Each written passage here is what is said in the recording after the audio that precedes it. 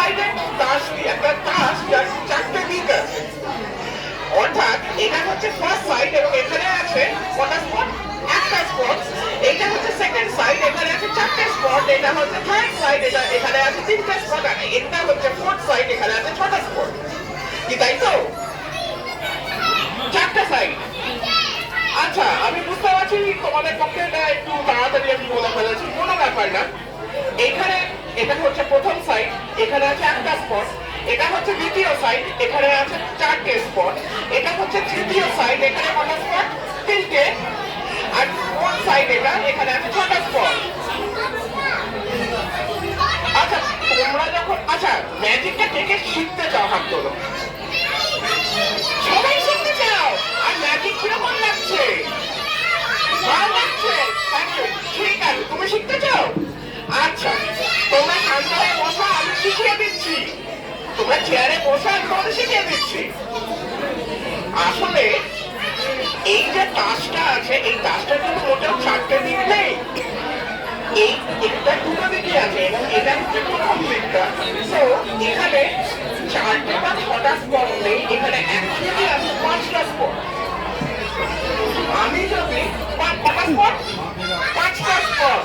আমি যদি এই পাশের ব্ল্যাঙ্ক স্পেসটাকে আমার হাত দিয়ে চাপা দিই, তাহলে পরে দেখে মনে হবে কটা স্পট আছে? ছটা। 1 2 3 4 5 6। কিন্তু যদি আমি এই পাশের স্পটটাকে চাপা দিই আমার হাত দিয়ে, তাহলে দেখে কি মনে হয়? চারটে স্পট। ম্যাজিক জানলে ব্যাপারটা কত সহজ হয়ে যায়, তাই না?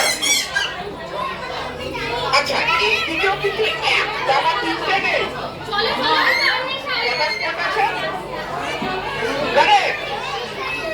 এই পাশে ব্ল্যাঙ্ক অংশটাকে যদি আমি চাপা দিই আমার হাত দিয়ে, দেখে মনে হয় কটা স্পট আছে?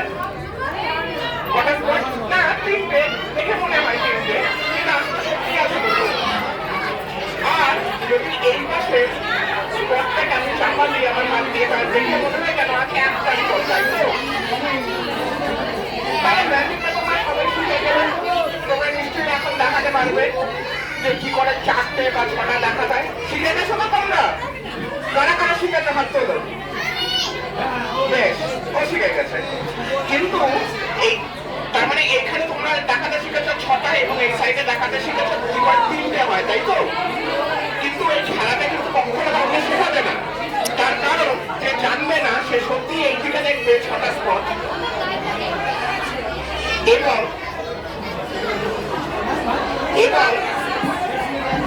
উল্টা দিকে দেখবেন তিনটে। ইনফ্যাক্ট কখনো কখনো কিন্তু তারা এই পিঠে দেখবে আরো অনেক বেশি।